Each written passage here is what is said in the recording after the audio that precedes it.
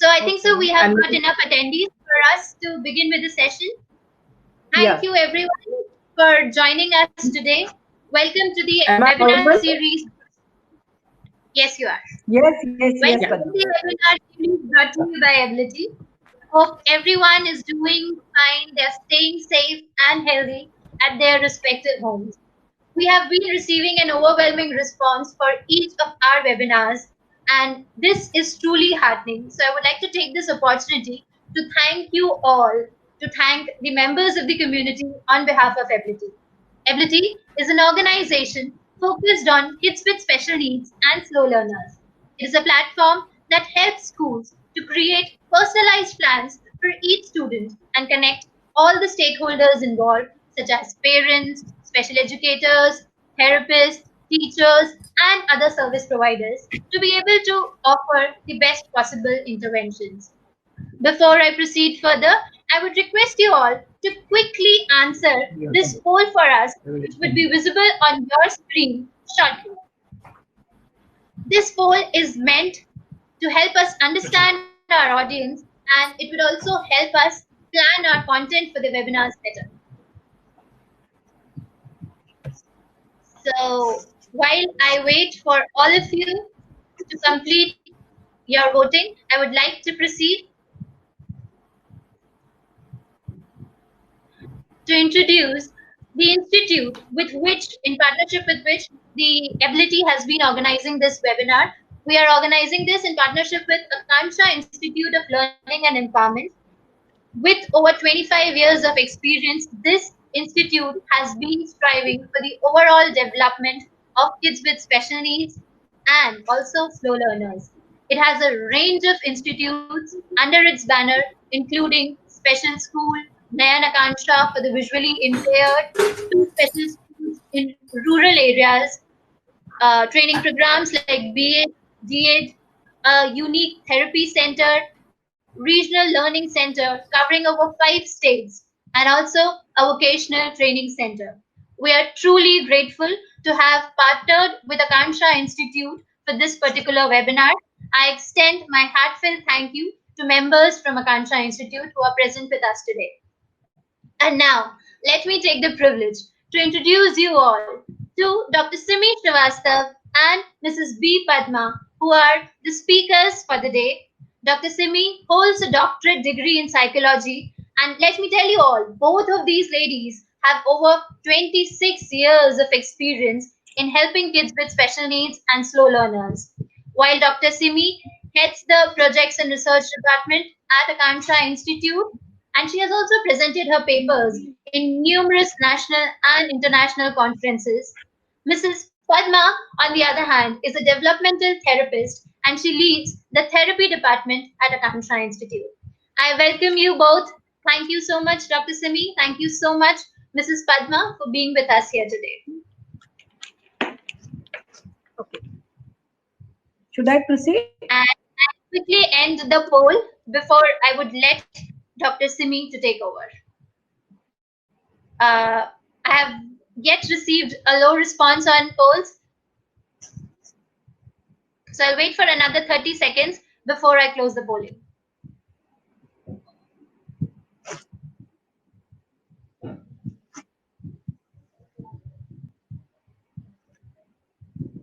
And for those of you all who are attending us live, I would like to inform you all that we are also being broadcasted live on our Facebook page, www.facebook.com/ability. So if you have friends who are trying to log in via the portal and they are unable to join because the room is full, you can very well attend and see the webinar via Facebook. All of the registrants must have received the link via emails as well.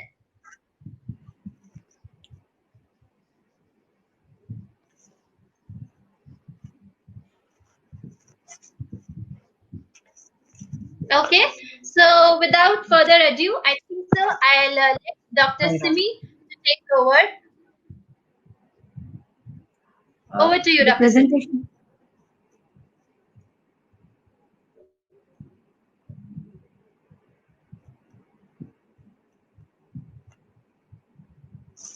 A very good afternoon to everyone. Today we shall understand about slow learners and how to help them. But before that, I would like you to understand that if a child who is constantly failing in subjects or repeating the class or is weak in all the subjects or is a dropout, then do we consider that child as a slow learner? No, we don't do that. Why? Because young learners differ from each other physically, socially, emotionally, and also academically. The reason may be due to different rates of learning, different styles of learning, the different maturational level, and also the motivational level. So, it is a great challenge for the parents and the teachers to train or handle the children who are called as slow learners. Why? Because they don't fall into the category of special education.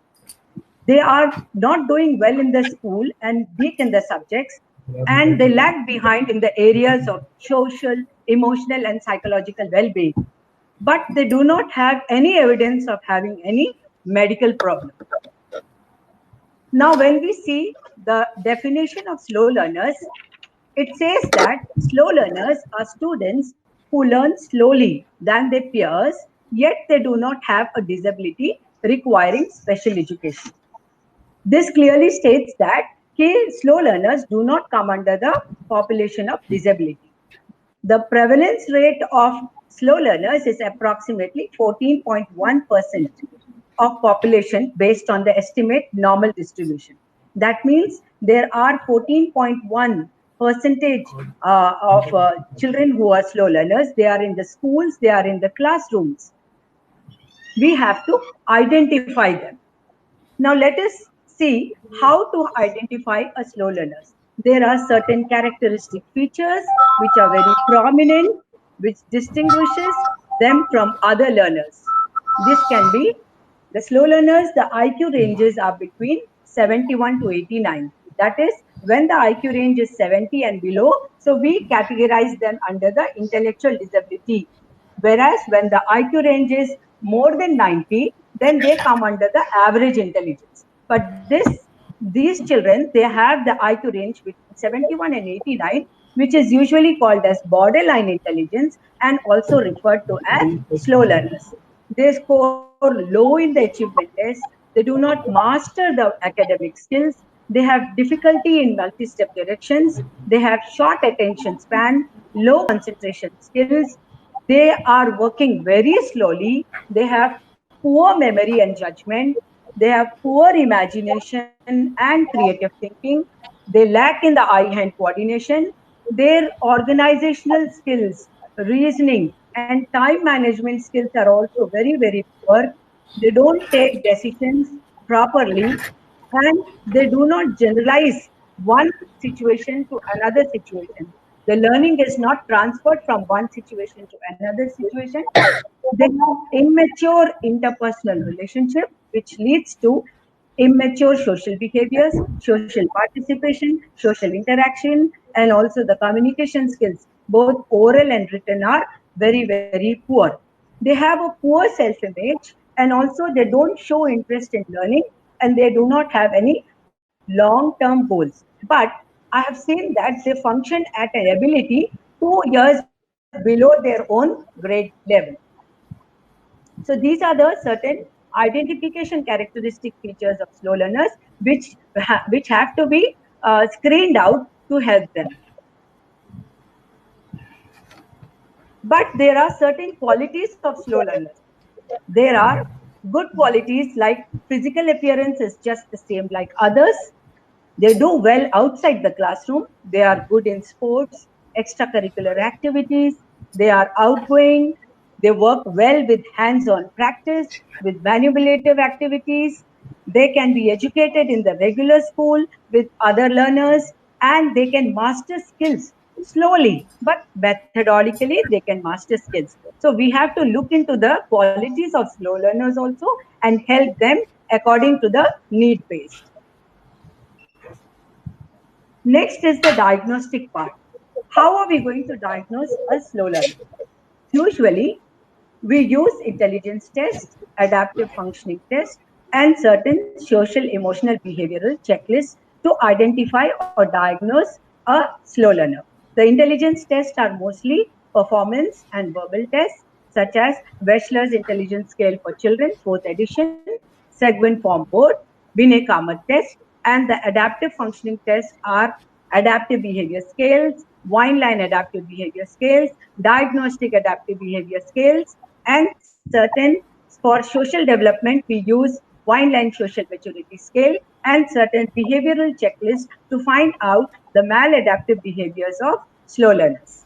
So diagnosis becomes the crux of identifying children and diagnosing them as slow learners. Most of the times, there is a chaos and confusion when we are diagnosing the slow learners and learning disabled. Mostly, these terminologies are interchanged.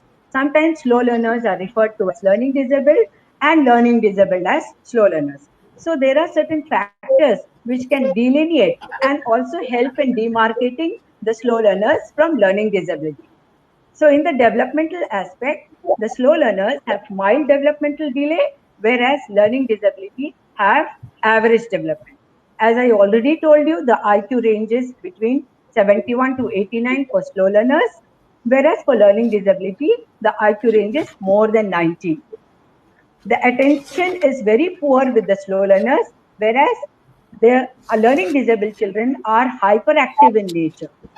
There is a short span of memory for slow learners, whereas the learning disabled have good memory. When we look into the perceptual factor, the slow learners do not have any perceptual problems, whereas definitely there are perceptual processing problems seen with the learning disabled children. That is why they have problems in reading, writing, and arithmetic. That is why they are called as dyslexic, dysgraphic, and dyscalculia. The slow learners are disinterested in learning, whereas the learning disability children are weak in the specific areas. When we plot a graph of the various subjects and the percentages, then we see peaks and valleys in the learning disability children because some areas are very strong and some areas are weak. Whereas when we plot a graph with the slow learners, with the various subjects and the percentages, it is usually a straight line graph depicting that all the subjects are very poor. The slow learners have very slow speed in functioning, whereas the learning disability have average function. They lack the imagination and creativity, slow learners, whereas the creativity and imagination is very good with the learning disabled, and they are using the qualities of right brain. The slow learners require remedial teaching, whereas the learning disabled, they require special educational services.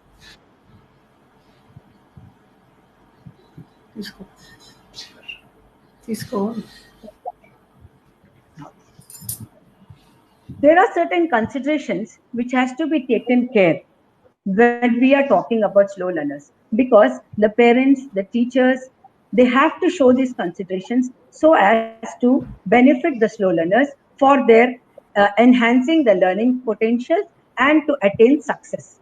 So let us see what are the considerations which are required by the slow learners.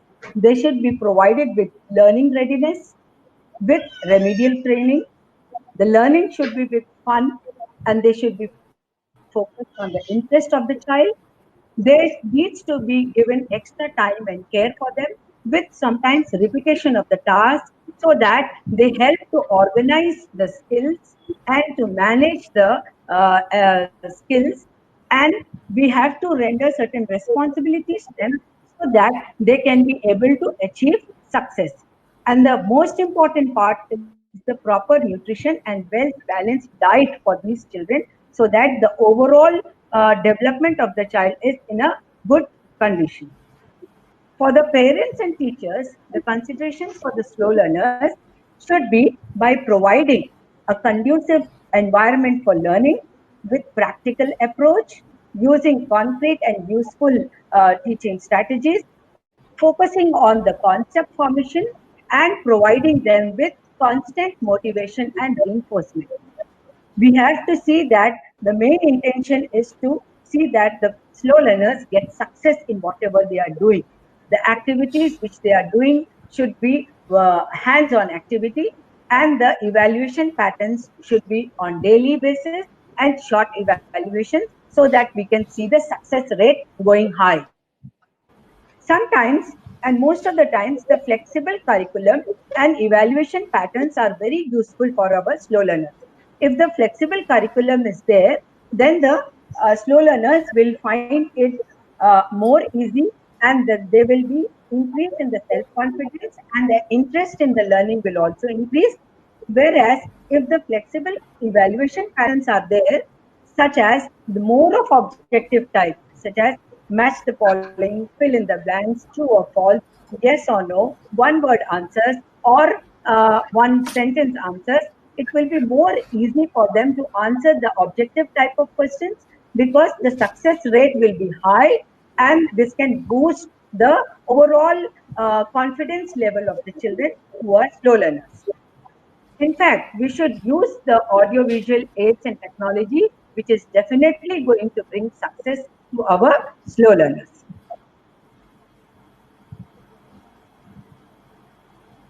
Along with the considerations, there are certain guidelines for the parents and teachers. Why? Because when these guidelines are provided to the slow learners, they will definitely bring overall personality developmental changes in the children who are called as slow learners.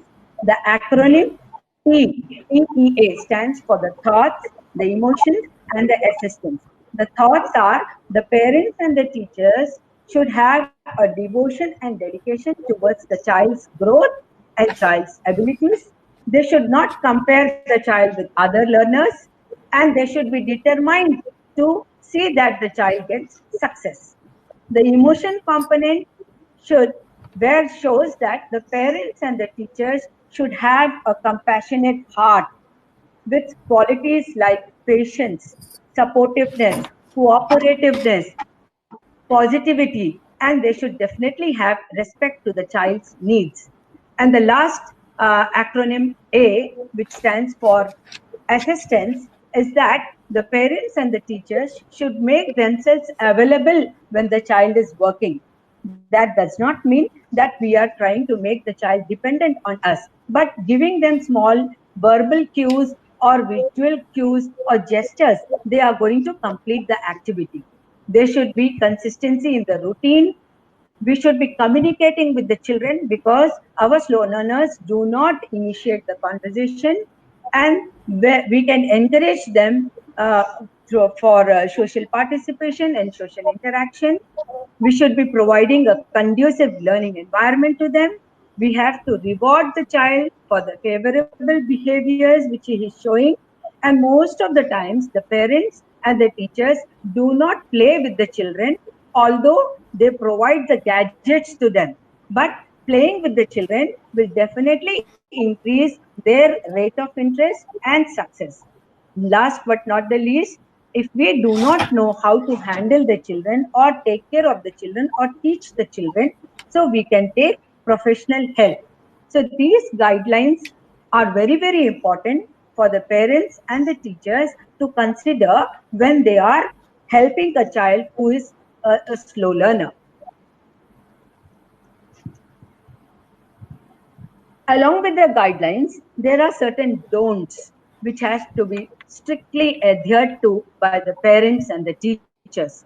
Why? Because if we are reprimanding the child in front of others, if we are scolding the child, if we are belittling the child in front of others, that will lead to inferiority complex in the children. We should not emphasize on the writing part. We can rather shift to the oral tests and oral work. We need not pressurize the child to do the work. Rather, we can ask the child to do the work in the later time, but we have to see to it that they do not quit the work. They have to complete the work with our assistance and guidance so that they can achieve success. So, above all, the don'ts, the major important component in the don'ts is that we should not be overprotective or overprotecting our children. Why? Because when we overprotect the slow learners, that will harm their overall personality development. They will rather become dependent on us. So these are some some don'ts which has to be taken care by the parents and the teachers. Lastly, we come to the interventions for the slow learners. The interventions for the slow learners have been divided into 4 components: the environment, the assignments, the assessments, and what to avoid.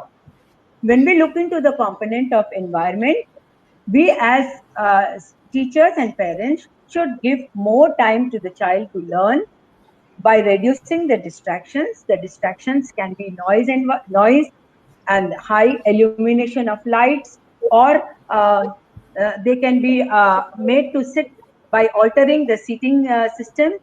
We can make the child sit near the class teacher, or we can make the child sit near a good student, so that we can render the buddy system or the peer help for helping our slow learners. We have to give more of training equipment using innovative tools and technology by allowing breaks. That is, an activity can be broken down into small sub activities with break, like 10 minutes when they are doing an activity, 5 minutes a break can be given to them, and later on again 10 minutes can be given to them, so that they are able to achieve success. So these, and the lastly, the small groups. We have to place the child in a small group. A small group consists of 3 and not more than 3, because when we have a small group, our slow learners will have the advantage of socializing and also taking up the responsibility of completing the task. So these are the components for interventions for environment. Next comes the assignments. The assignments which we give to the slow learners should be short. They have to be given clues. We have to ask questions to them so that they can understand what we are asked, what they are supposed to do. There should be variety of tasks, and sometimes we have to repeat the work so that they complete the work. We have to give them concrete tasks rather than abstract tasks.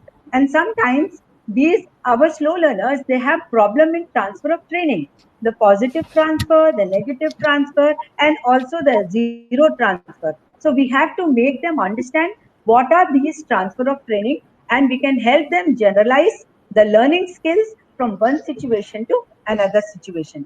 We have to see to it that we give them simple directions using simple vocabulary so that they can comprehend the instructions and achieve success. Now comes the assessment part. The assessment should be on daily evaluation so that we can see that they are achieving success every day.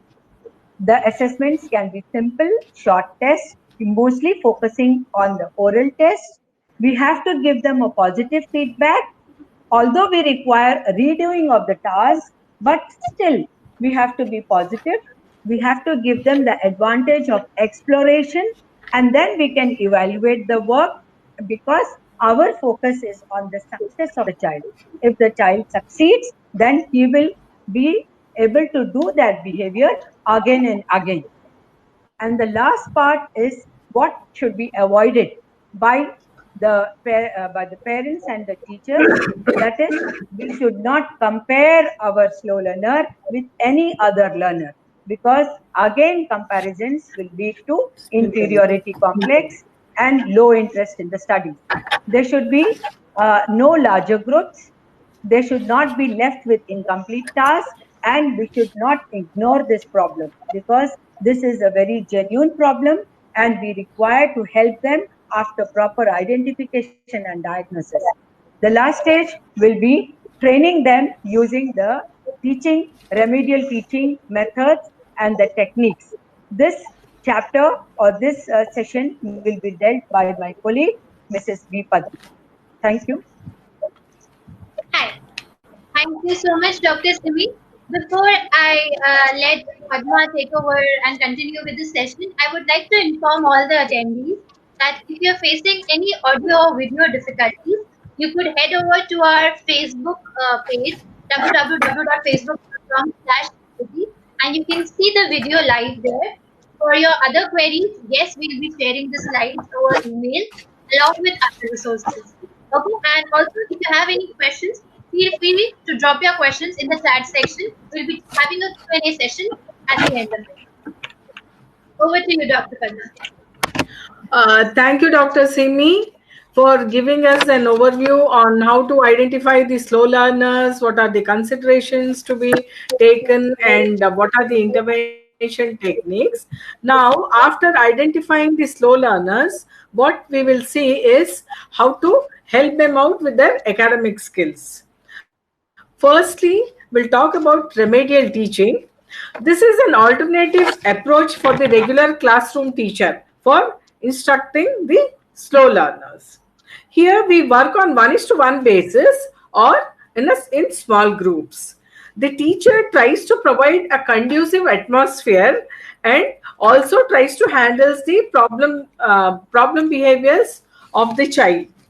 Then they are also in close contact with the parents of the children, and they try to improve the self confidence and the self image of the child.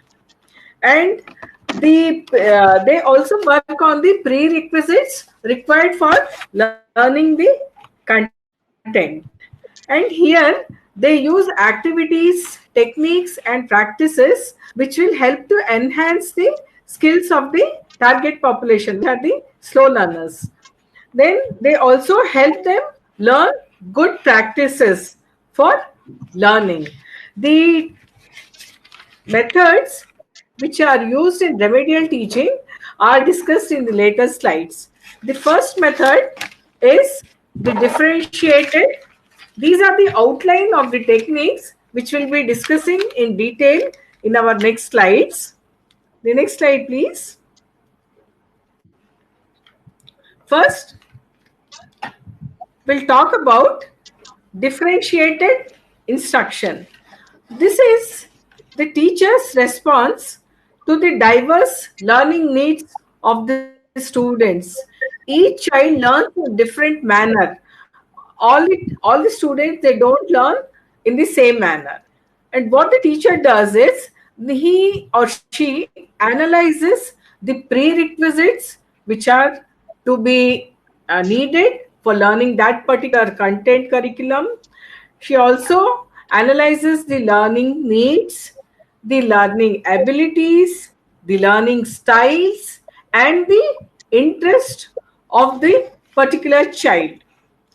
Depending upon these observations, the teacher concentrates on modifying or differentiating the learning into what the content is to be learned, how it is to be taught, and how the learning is to be take place, how it will be observed or how it will be evaluated. The differential instructions can be done by three methods, either by grouping them, as Dr. Simi said, or varying the time of completing the task, or changing the task. For example, if the teacher has to teach afforestation or deforestation, the learning techniques which she can apply is she can ask one of the groups to make charts which they are good at. For the other group, she can ask to make a model of uh, the content, afforestation or deforestation. And for the auditory learners, what she can ask one of the child to give a speech on what afforestation is or deforestation is. They will speak out what are the causes of it and what will be the effect of it, likewise. So by doing this, they are giving proper instructions to the slow learners. Moving on to the next technique, which is the experiential learning. Experiential learning involves lots of hands-on experience for teaching that particular content. This will help to retain the topic or the subject which is to be learned. And since they are being given multisensory approach, they will learn more easily. For example, for teaching Phyllotaxy, which is the arrangement of leaves, what the teacher can say is you collect different types of stems, then ask them to study the pattern. She can also ask them to draw them and stick them on their scrapbook. By this, what they learn is the leaves might be arranged in an alternative pattern, opposite pattern, spiral pattern, or world pattern. Another example of experiential learning is, suppose you want to know what are the states which are leading in growing, say, coffee or paddy. What you can ask the child to do is, on India's map, ask them to stick wrappers of brew coffee, or in the state representing Karnataka, which is the first, and second Kerala. Or for paddy growing states, they can stick paddy on the area representing West Bengal or Uttar Pradesh. Moving on to the next technique, which is the compensatory teaching method. Here, once you recognize the content, we use alternative modalities, mostly pictures, for teaching that content. And we can also use different modalities like films, videos, animated movies, etc. for teaching the content.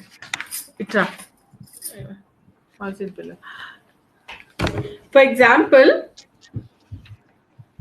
the corona pandemic. Hello? Am I audible? Yes, we can hear you. Hello? You can hear me? For example, the corona pandemic, once you pick up your phone and try to call someone, you get an auditory input about the corona pandemic, how it spreads, and what are the do's and don'ts for that.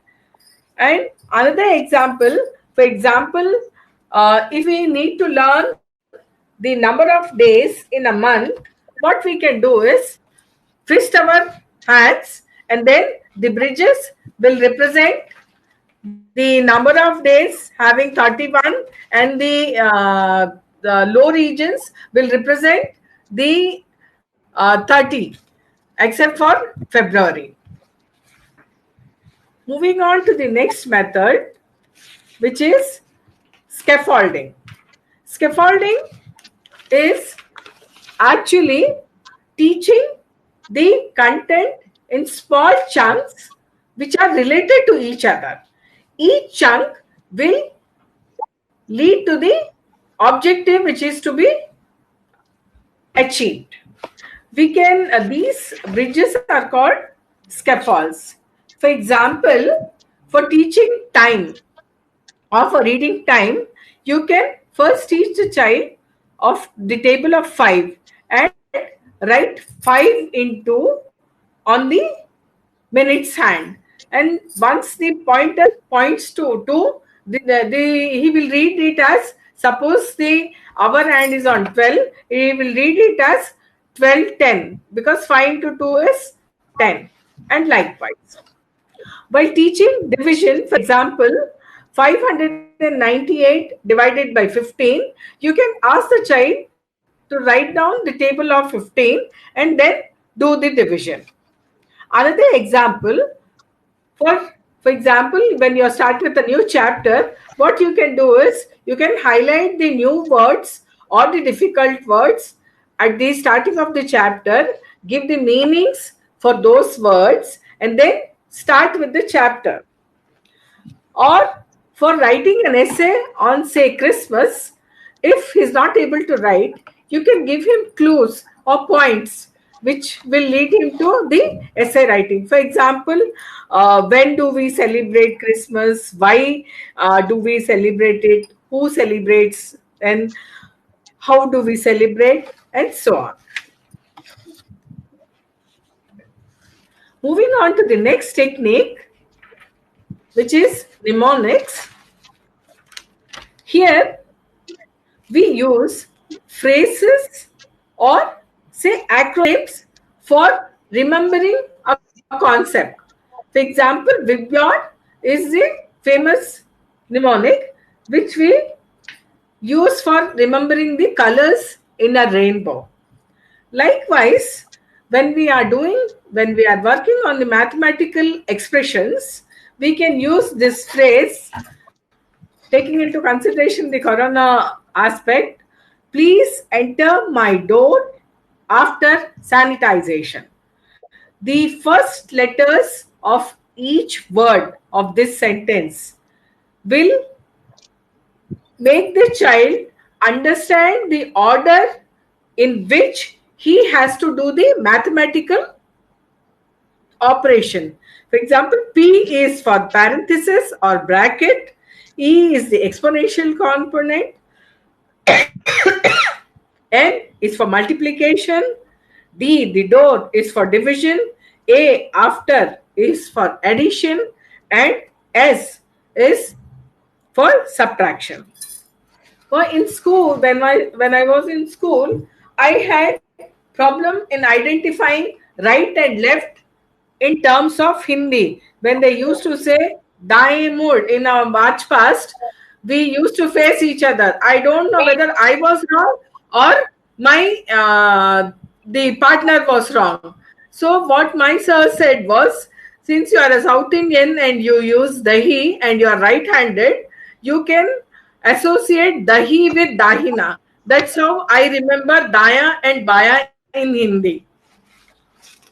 These are some of the examples in mnemonics. Graphical organization or graphical representation is a fantastic way to make the child learn a content. Here we use pictures to map out the thoughts and the ideas. As I have shown in my next slide,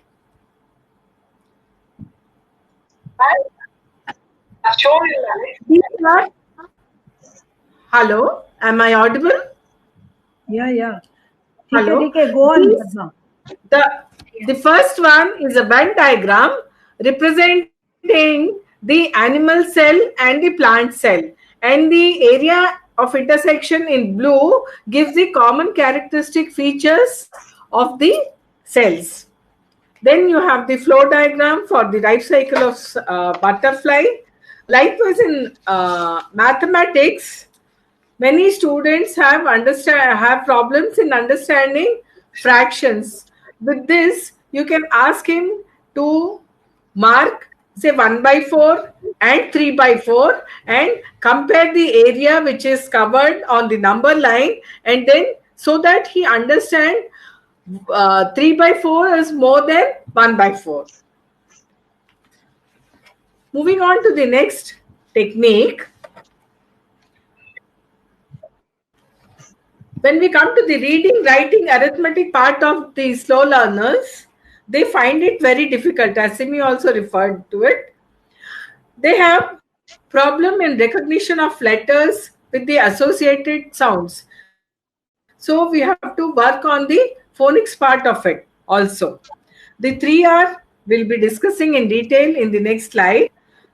For understanding the matter, we can give outline of the matter beforehand, which we will be taking in the next class. We can also provide them with taped lessons or a buddy fellow, as Simi referred.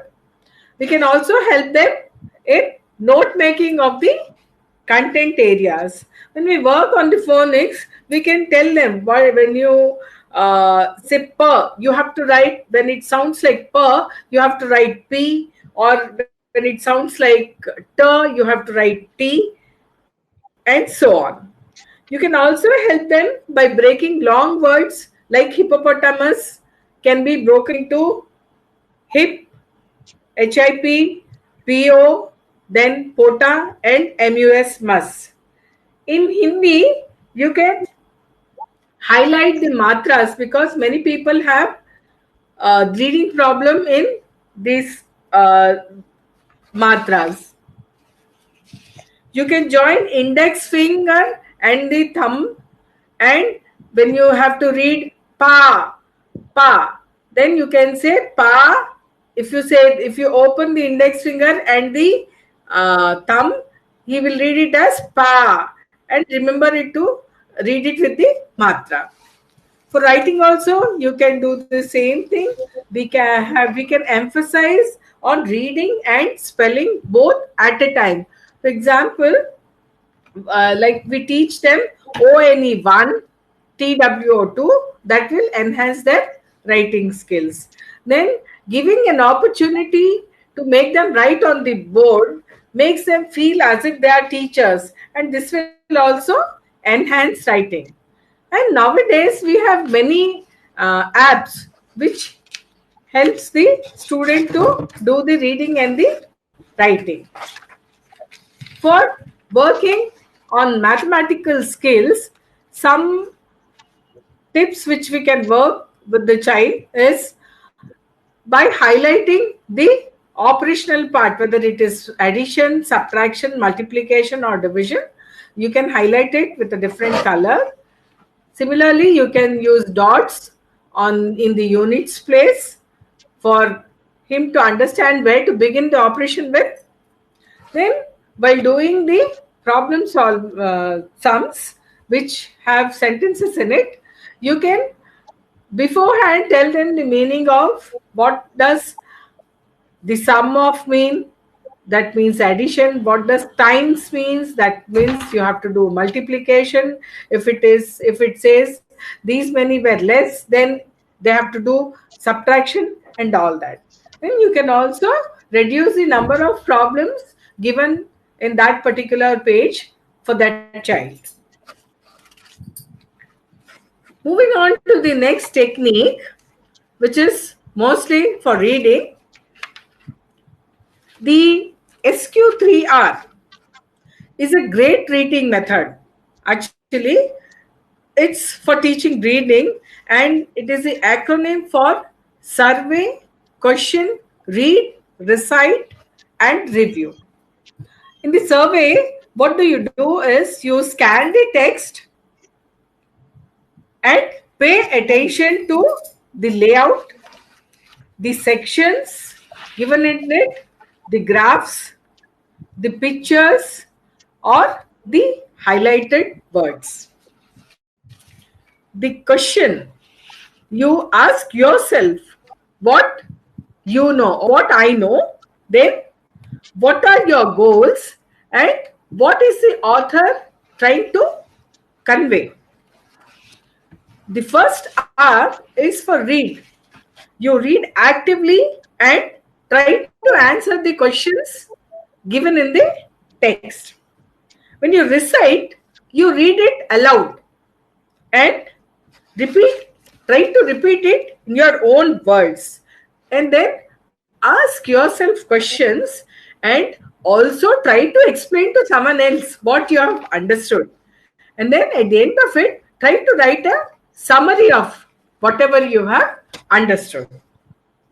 In the review part, you read the relevant parts again, then go through your notes and questions again, and pay extra attention to the difficult parts.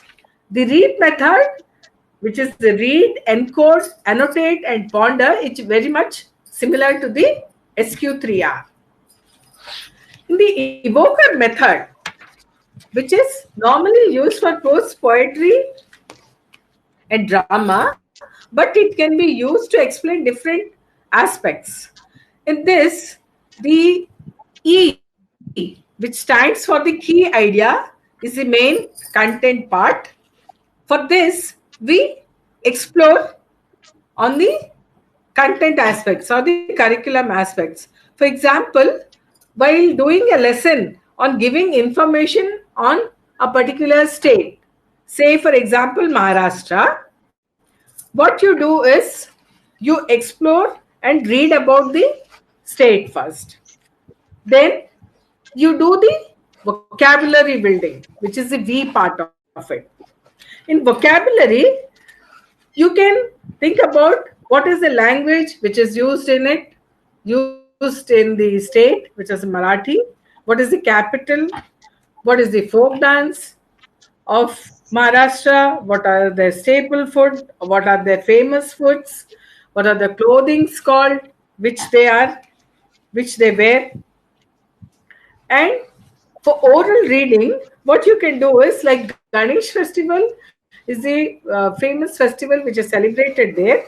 You can give a picture of it and ask the child to read what he sees in that and what he understands in that. The key idea we discussed earlier. Then you come to the evaluation part of it. E is for evaluation, which is not given here. You ask probing questions to try to find out what the child has actually learned. Did he learn or not? And then the recapitulation, which is the summary of the whole thing.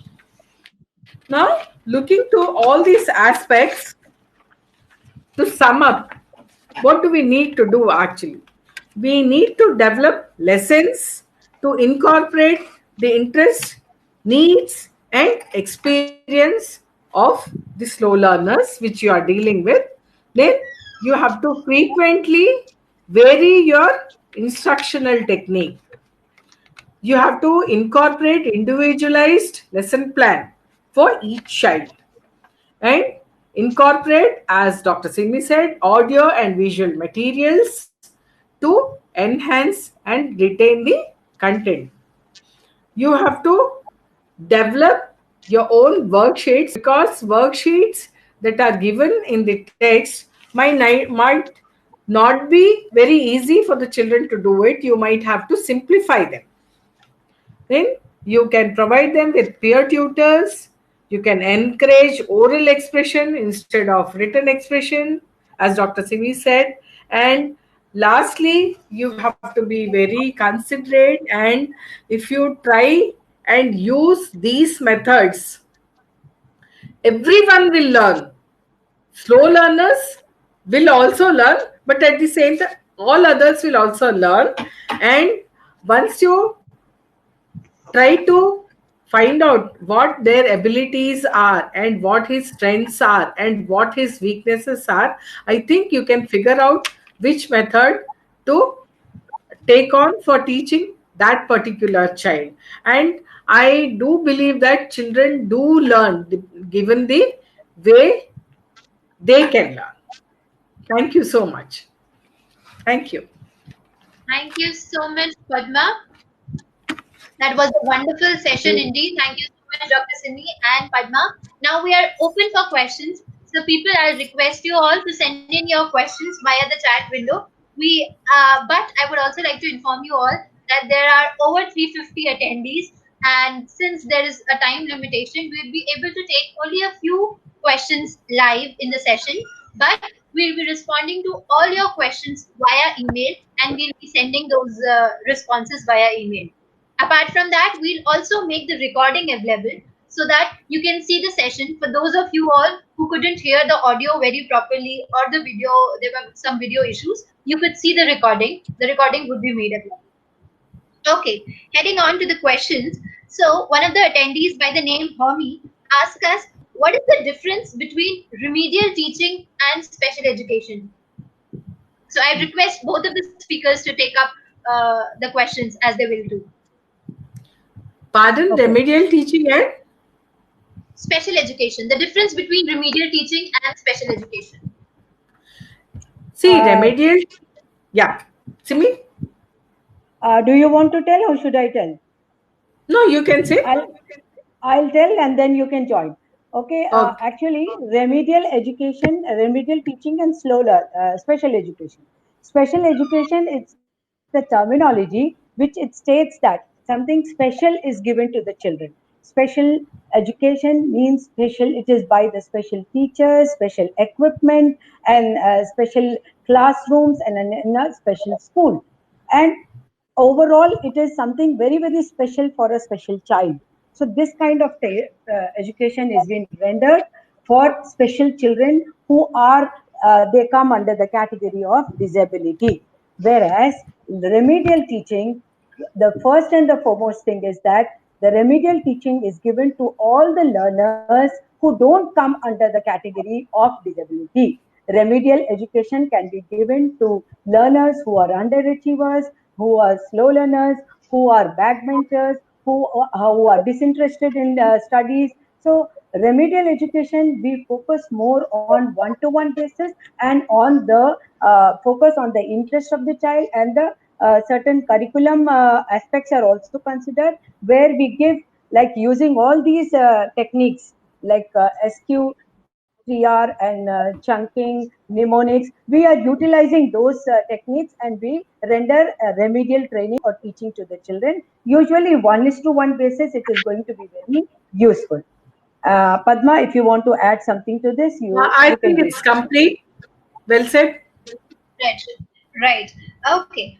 So the next question is, Srividya asked us, her child is reluctant to write even after providing clue words. So what should she do? Um, Hello. Padma, Yeah. tell. Okay. If the child is reluctant to write, first what you have to find out is, does he have the ability to write?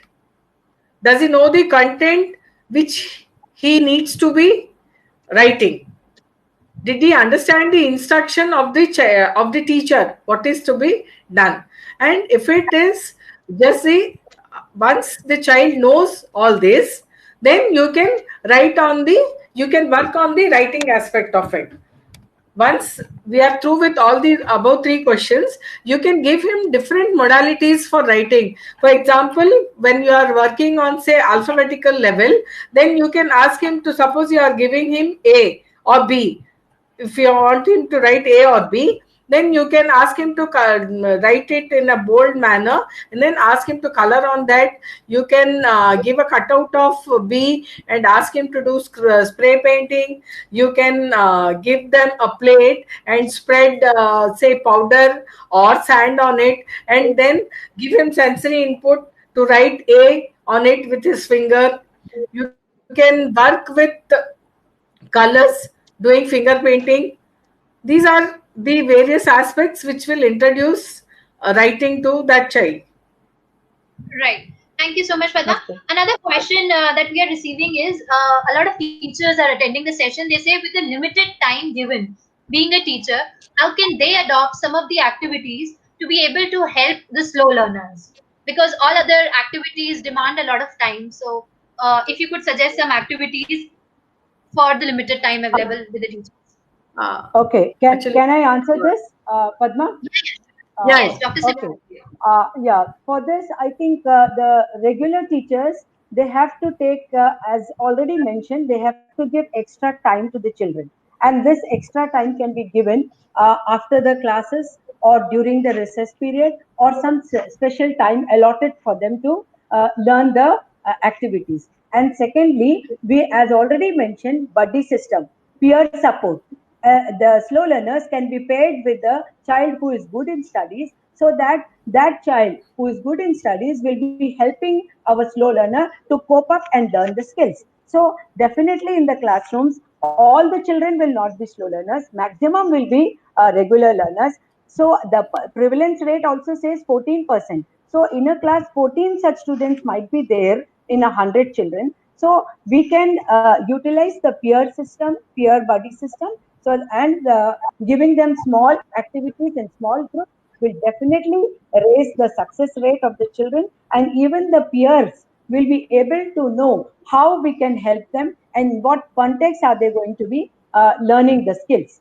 So I think teachers have to first identify these small uh, types or the methods to help the children in the classroom. Right. I would add on to that. I would add on to that. See, if they focus more on the slow learners and adopt one of these methods, and try not to use the regular method of coming and explaining. Suppose if they just give an overview and ask the students to work on that particular content, and the other day or the next day, if they can make a drama sort of thing or involve the techniques which we had already discussed, slow learners will learn, definitely learn, and by the way, the regular students will also learn. Instead of spending more time, yeah. Thank you, Padma. So there is a question from 3 or 4 of our attendees.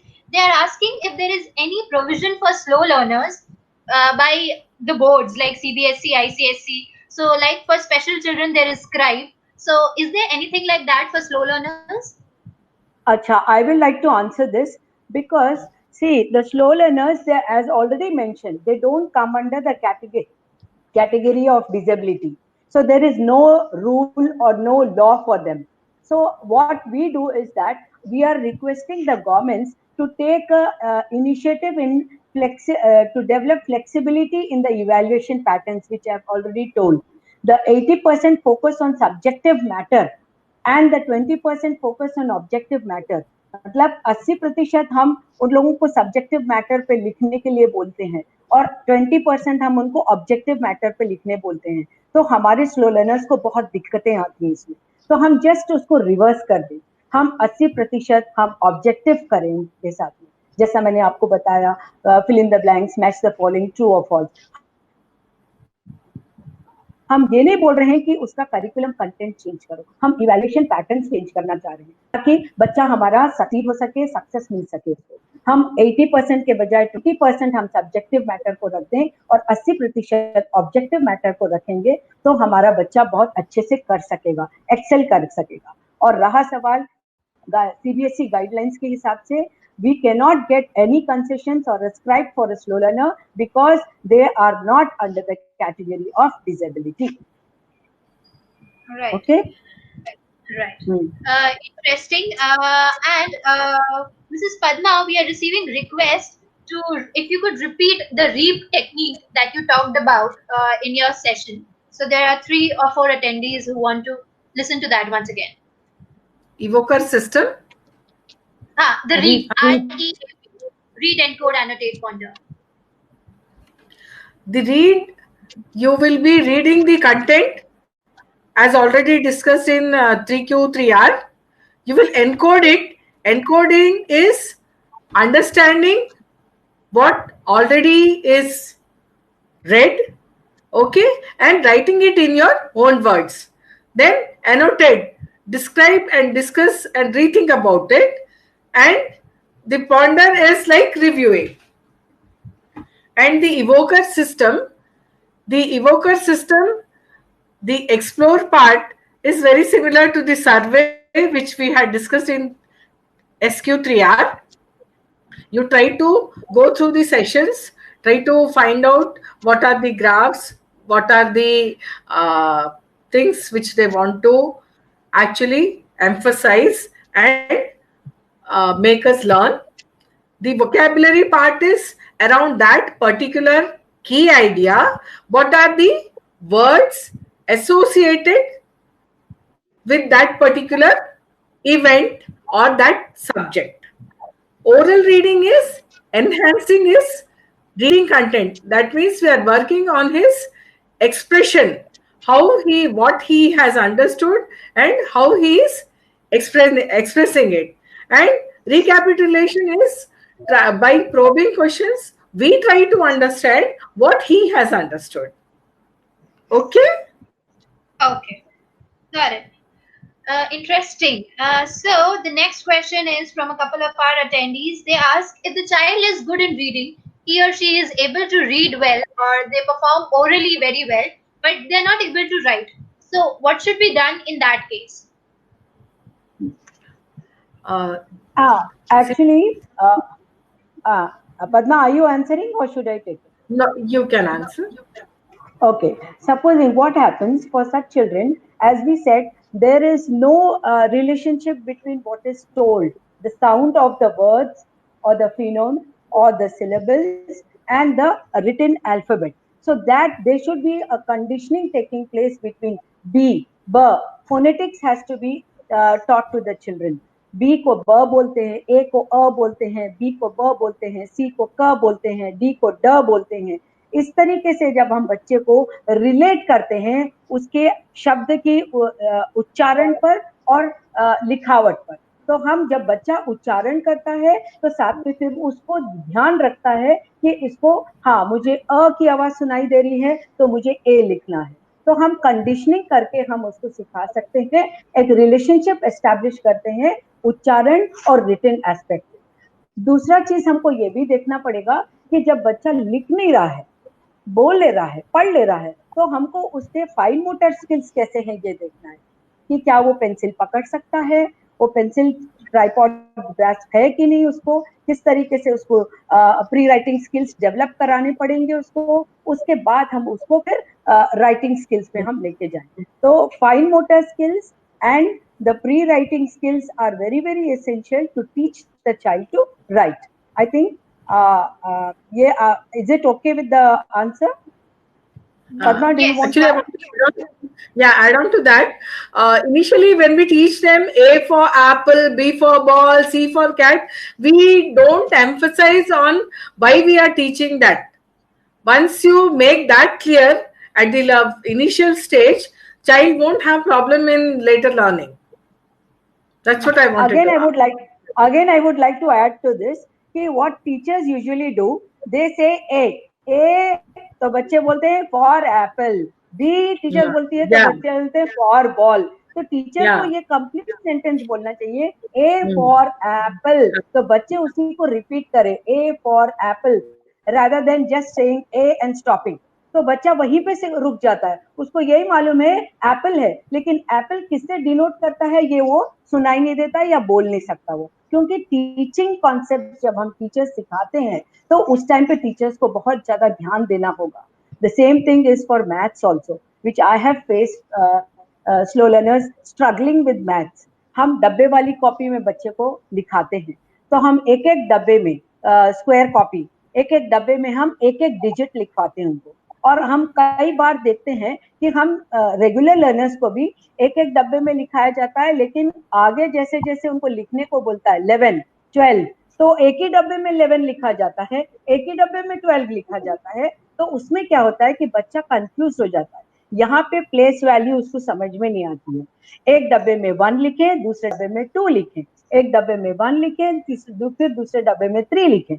इस तरीके से लिखने से उसको ये समझ में आता है कि one box denotes only one digit, not 2 digits. So here when the child is in the primary section और जब उसको पढ़ाते हैं या लिखाते हैं तो teachers have to be very very specific in these writing skills, क्योंकि बच्चा आगे चल के प्लेस वैल्यू, एडिशन, सब्ट्रैक्शन में उसको प्रॉब्लम आती अगर एक डब्बे में ही हम 100 लिखाना सिखाएंगे, एक डब्बे में ही हम 25 लिखाना सिखाएंगे। तो please teachers, please take care of this wrong methods of teaching. Thank you. और कुछ? Yeah, very valuable input, Dr. Simi. There's another question and rather request to repeat the 3 transfer training process. So if you could do that. Okay, as I said कि हमारे जो slow learners हैं वो जो भी सीखते हैं उसको वो जनरलाइज नहीं कर पाते। जनरलाइज करना मतलब एक सिचुएशन पे, एक परिस्थिति में उसको सीखा और उसको दूसरी परिस्थिति में उसका उपयोग करना, that is generalizing from one situation to another situation. अब इसी को हम बोलते हैं ट्रांसफर ऑफ लर्निंग। तो ये 3 प्रकार के ट्रांसफर ऑफ लर्निंग होते हैं, पॉजिटिव ट्रांसफर, नेगेटिव ट्रांसफर और जीरो ट्रांसफर। अब पॉजिटिव ट्रांसफर, जैसे अगर हम बोले कि अगर मेरे बच्चे को मैं बाईसाइकिल चलाना सिखाऊं या ट्राईसाइकिल चलाना सिखाऊं तो वो उसको आगे पॉजिटिवली वो कैसे करेगा, उसको वो लूना या स्कूटर चलाने में उसको यूज करेगा। तो ये पॉजिटिव ट्रांसफर हो रहा है जो उसके लिए हेल्पफुल रहेगा। ये पॉजिटिव ट्रांसफर हम उसको मदद करेगा उसको कि एक सिचुएशन से उस दूसरे सिचुएशन को कैसे ट्रांसफर कर रहा है। देन दूसरा आया नेगेटिव ट्रांसफर। नेगेटिव ट्रांसफर में क्या होता है, एक सिचुएशन दूसरे सिचुएशन को कोई प्रभाव नहीं डालता है, उसमें कोई नेगेटिविटी मतलब प्रभाव कई बार डाल भी सकता है, कई बार नहीं भी डाल सकता। जैसे हमारा ये साल, अब बच्चा, हम भी एक्चुअली यूज टू हो जाते हैं 2020 लिखने में आदी हो गए हम, और जनवरी जब आता है और 2021 लिखना पड़ता है तो हम में भी ये प्रॉब्लम आती है क्योंकि नेगेटिव ट्रांसफर हो रहा है, हम 2020 जनवरी लिख देते। तो यहाँ पे हम अपने आप को रेक्टिफाई करते हैं, लेकिन बच्चों को ये अलर्ट करना पड़ेगा कि no, now it is 2021, 2020 is gone. तो ये नेगेटिव ट्रांसफर होता है, जहां पर वो बाधा डाल सकता है। और पहले वाले में पॉजिटिव ट्रांसफर में वो हेल्प कर रहा है उसको आगे बढ़ने के लिए। और तीसरा ट्रांसफर है जीरो ट्रांसफर। जीरो ट्रांसफर मतलब एक सिचुएशन दूसरे सिचुएशन से बिल्कुल तालमेल नहीं रखता है। अगर बच्चे को हम फायरलेस कुकिंग सिखाना चाह रहे हैं, जैसे ब्रेड जैम लगाना है, यानी तो पोहा या भेल बनाना है, तो इस तरीके का अगर सलाद डेकोरेशन करना है, तो ये लर्निंग उसके पेंटिंग ड्राइंग में कोई बाधा नहीं पहुंचाती। तो ये जीरो ट्रांसफर है। तो अक्सर हमारे बच्चे जनरलाइज नहीं कर पाते हैं कि पॉजिटिव ट्रांसफर कैसे करें, नेगेटिव ट्रांसफर से कैसे बचें, और जीरो ट्रांसफर से कैसे उन लोगों को इफेक्ट नहीं होना चाहिए। तो ये पार्ट हमारे स्लो लर्नर्स को सिखाना बहुत जरूरी होता है। Okay, Indeed.